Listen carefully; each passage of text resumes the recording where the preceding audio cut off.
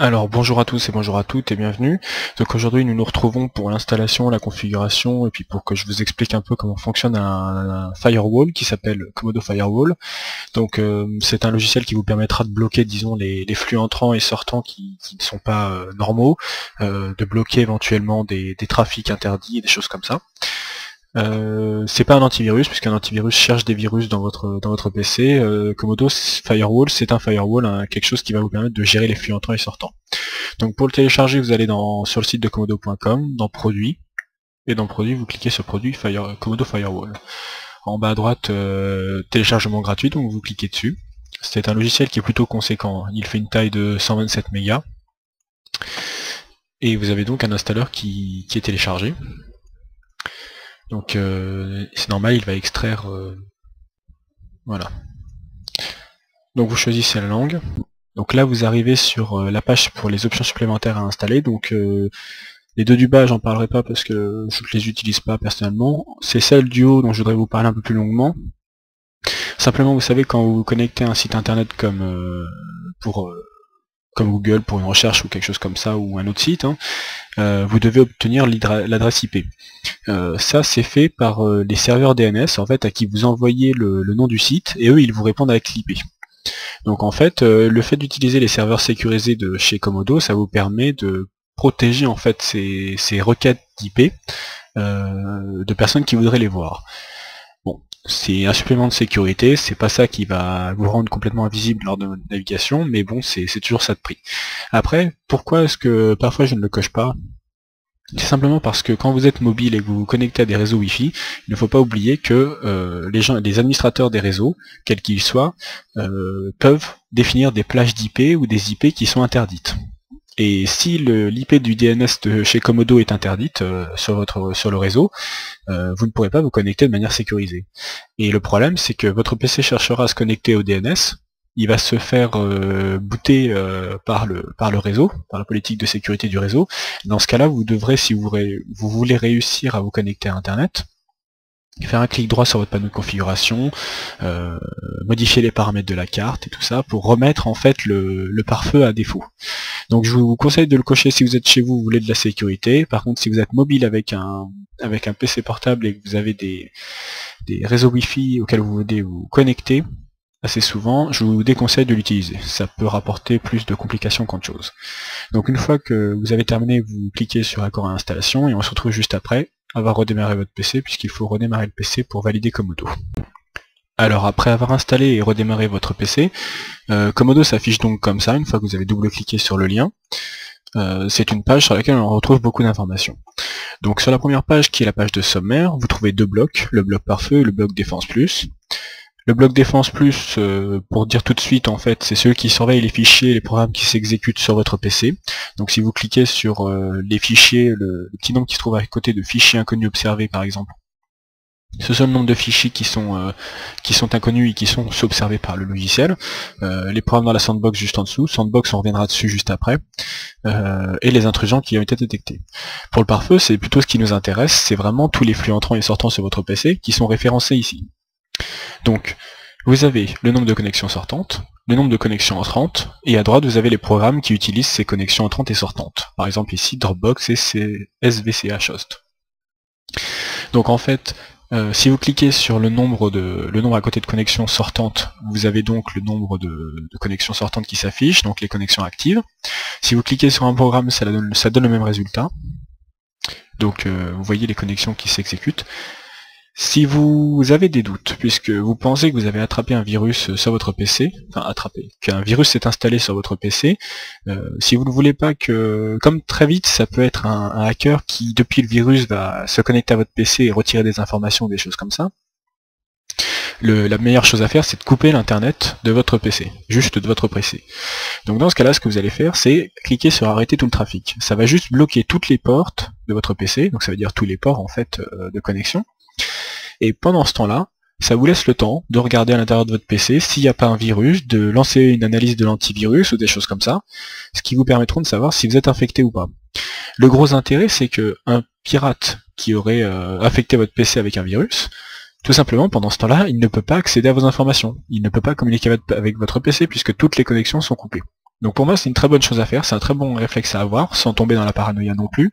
Mais dès que vous pensez que vous avez attrapé un virus, ne prenez pas de risque. Coupez le trafic, comme ça si un pirate voulait se connecter à votre PC, il ne pourra pas, et vous avez le temps de réfléchir sereinement à comment éradiquer le virus.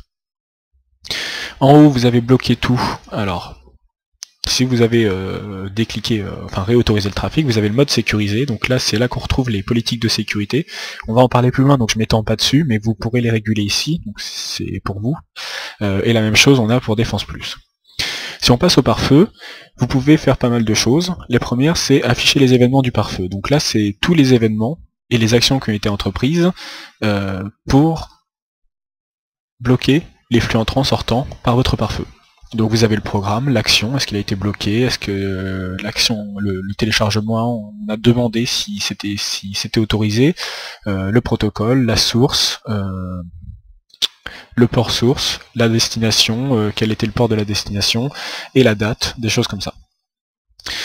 Si vous voulez plus d'informations, vous cliquez sur plus, et là vous avez une espèce de visualisateur de journaux qui s'affiche, et là dedans vous allez retrouver tous les événements d'une date donnée à une autre date donnée. Donc en haut vous avez aujourd'hui, la semaine en cours, le mois en cours, la période entière.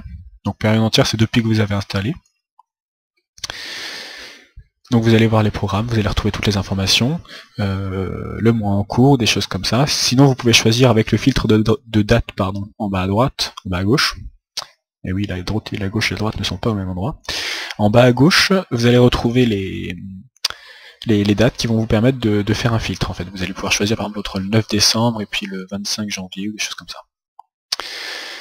Donc si on ferme ça, on a ensuite définir un nouveau programme fiable. Donc là vous pouvez choisir un programme fiable, ça peut être un fichier exécutable ou des programmes ou des choses comme ça. Un processus actif. Quand vous cliquez sur le processus actif, vous avez les processus s'exécutant sur votre PC qui s'affichent.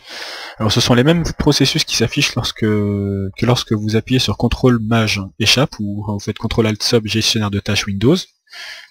Vous savez, c'est ici processus. Vous avez tout ce qui s'exécute sur votre PC. À la différence que Komodo vous précise les arborescences, c'est-à-dire qu'il vous dit par exemple ce processus-là, il a eu ce fils-là, qui a lui-même produit tous ces enfants-là. Vous voyez, donc ça veut dire que si vous coupez celui-ci, tous les autres tombent avec.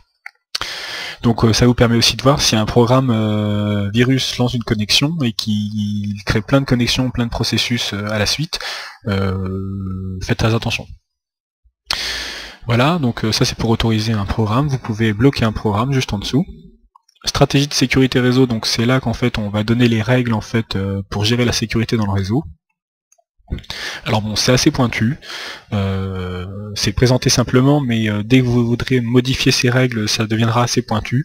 Globalement, vous voyez les programmes, est-ce qu'ils sont autorisés à communiquer avec l'extérieur, des choses comme ça. Est-ce qu'ils sont bloqués, ou voilà. Les règles globales qui s'appliquent à tout le monde. Les règles prédéfinies, donc c'est pour des programmes particuliers comme les navigateurs internet, voilà, les programmes fiables, les programmes bloqués, quelles sont les règles prédéfinies qu'on leur applique. Les zones réseau, donc ça ce sont les réseaux qui vont concerner votre antivirus, votre firewall. Donc tout ce qui est considéré dans la boucle locale, c'est tout ce qui commence par 127, puisqu'il y a un masque de 255.0.0.0. Dans le domicile, c'est du 192.168.1. quelque chose. Vous voyez, masque à 3 fois 255. Même chose pour le domicile 2. Vous pouvez ajouter vous-même des zones réseau ou déclarer des zones réseau comme bloquées. Pour ça, vous allez juste à côté et vous faites ajouter zone réseau ou pour une zone déjà existante ou des nouvelles adresses. Voilà, et ça va rentrer des adresses. Les groupes de ports, ça vous montre comment sont groupés les ports, donc les ports HTTP, de messagerie et autres. Donc vous pouvez ajouter des ports ou des choses comme ça. Ensuite, pour ce qui est d'afficher les connexions actives, c'est exactement la même chose que ce qui s'affichait quand on avait tout à l'heure, vous savez, cliquer sur le nombre de connexions actives ou sur un processus qui communiquait avec l'extérieur. Donc voilà, vous voyez tout ce qui se passe, la source, la destination, avec l'adresse IP suivie du port. Le port furtif, assistant de port furtif, en gros, ça sert à cacher les ports à des gens. Sachez que quand quelqu'un pirate votre PC, la première chose qu'il fait généralement, pas tout le temps, mais généralement, c'est il essaye tous les ports avec un logiciel, il regarde si vous avez des ports ouverts sur votre machine par lesquels il pourrait rentrer sur votre PC. Imaginez que votre PC c'est un château fort avec des portes. Vous avez des ports qui sont ouverts pour communiquer avec l'extérieur comme Internet. Par exemple, imaginez un grand pont-levis, voilà, vous allez communiquer par Internet. Et autour de votre château, vous avez plein de petites portes qui font partie du château. Et si elles sont ouvertes, ben, les ennemis peuvent rentrer par ces petites portes, sans que vous les voyiez, sans que vous puissiez les arrêter. Donc c'est pour ça que généralement on essaie de bloquer les ports qui nous sont inutiles. Cette option permet de cacher les ports. Après, voilà, bloquer toutes les connexions entrantes et cacher tous mes ports, c'est bloquer en fait le réseau, enfin, bloquer votre communication sur le réseau, afficher des alertes sur les communications entrantes, donc ça c'est vous allez contrôler tout ce qui rentre, et cacher mes ports au cas par cas, donc vous allez choisir de cacher des ports au cas par cas, et définir un réseau fiable, et cacher mes ports à tout le monde. Voilà, ça veut dire, vous dites sur mon réseau personnel, sur mon domicile, je suis d'accord pour ouvrir mes ports, par contre au-delà non. En dessous vous avez les paramètres de comportement du pare-feu, donc là c'est là que vous retrouverez ce que je vous avais montré, vous savez, dans le sommaire, je vous avais dit que j'y reviendrai un peu plus tard, c'était les politiques de sécurité. Bien, tout est ici en fait, mode sécurisé, personnalisé, apprentissage, les paramètres d'alerte, est-ce que vous voulez beaucoup d'alertes, pas beaucoup d'alertes, combien de temps elles vont rester, des choses comme ça. Le mode sécurisé c'est ce qu'il y a de mieux, mais en fait il aura tendance un peu trop souvent à vous solliciter. Donc si vous n'aimez pas être dérangé par votre PC, choisissez mode apprentissage. Mais sinon vous pouvez prendre le mode sécurisé. Dans avancé, il y a juste quelque chose qu'il faudrait que vous cochiez, c'est protéger le cache ARP. Par défaut ça n'y est pas, puisque des attaques pirates en fait consistent à spammer les caches ARC des machines pour essayer de récupérer des informations sur les machines et les ports ouverts. Donc je vous conseille de cocher cette protection du cache ARP. Donc maintenant on va passer à Défense Plus, donc qui va gérer en fait, c'est du contrôle interne, donc c'est-à-dire, comme je vous avais dit tout à l'heure, un contrôle de tous les fichiers qui s'exécutent ou les programmes qui s'exécutent dans votre PC. Donc voir les événements de Défense Plus, on retrouve la même chose que pour l'antivirus, tout ce qui a été bloqué, tout ce qui a été analysé, des choses comme ça. En plus, vous avez toujours votre visualisateur de journaux, donc qui fonctionne de la même manière que le pare-feu. Les programmes fiables, donc c'est la même chose exactement la même chose que pour les pare-feu, sauf que là on ajoute des fichiers ou des processus en cours ou des choses comme ça. Même chose pour les fichiers inconnus, sauf que ici les fichiers inconnus, c'est quand vous les ajoutez en fait, Komodo va les exécuter dans un environnement contrôlé qu'on appelle la sandbox. Alors pour faire simple, qu'est-ce que c'est que la sandbox? C'est un environnement contrôlé par Komodo, c'est-à-dire que au lieu d'exécuter le programme sur votre PC en entier, Komodo va lui prévoir un tout petit endroit, une salle. Par exemple, on va rester sur notre idée du château.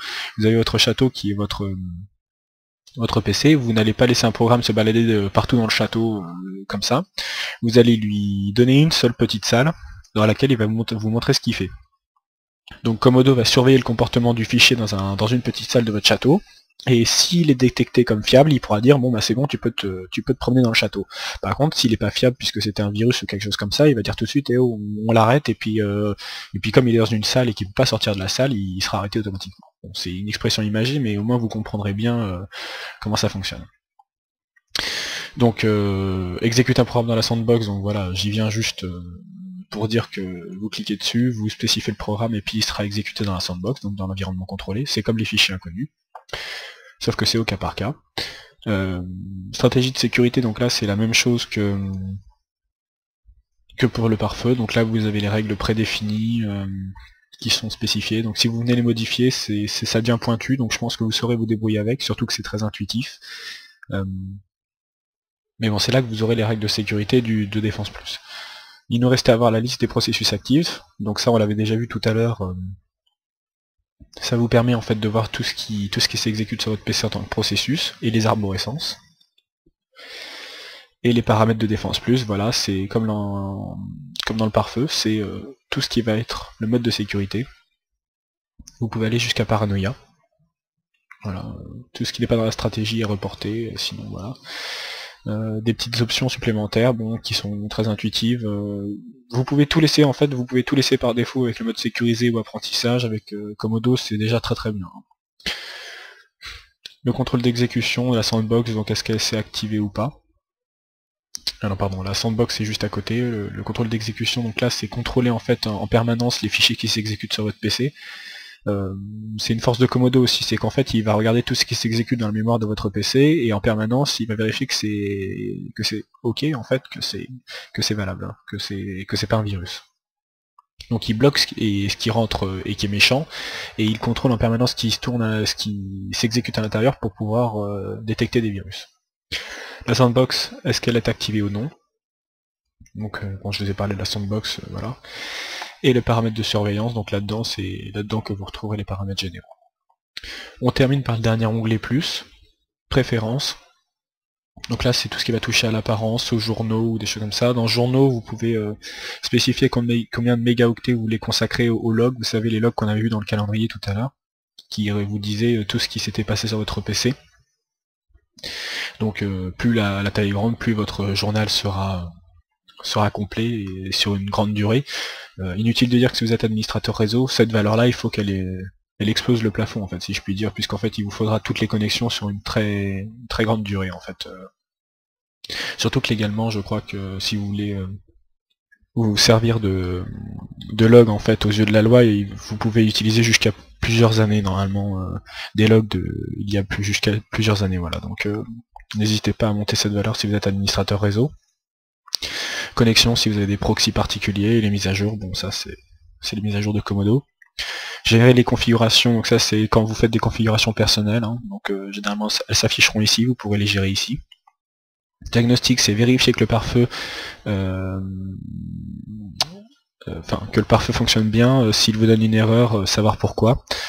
Vérifier les mises à jour, le endpoint, donc ça c'est pas très important, c'est pour savoir en fait c'est créer en fait un serveur Komodo de manière locale en fait, pour gérer les problèmes de sécurité. Les forums Komodo sont ici, l'aide et à propos d'eux qui vous permet de voir la version, voilà c'est ça, et puis exactement quelles sont les dispositions prévues contre quel virus et autres. Donc j'espère que ce tuto vous a plu, que que vraiment vous arriverez à mettre en place votre pare-feu Komodo. Je vous recommande vraiment beaucoup cette chose-là, tout simplement puisqu'en fait il est gratuit. Je ne fais pas vraiment de pub, hein, puisque je ne fais pas la pub de Komodo, mais c'est un très bon firewall. Et puis il fait très bien les choses, et puis comme vous voyez vraiment, il vous montre tout ce qui se passe sur votre PC, des choses comme ça. Si vous avez des virus ou des programmes qui sont des virus, vous les détecterez tout de suite, et puis pouvoir en un clic arrêter le trafic pour se protéger de l'extérieur. Moi je trouve ça très pratique. Donc j'espère que ça vous a plu, que n'hésitez pas à me faire des retours sur ces tutos. Si vous avez des questions, n'hésitez pas à les laisser en commentaire, et puis je vous remercie.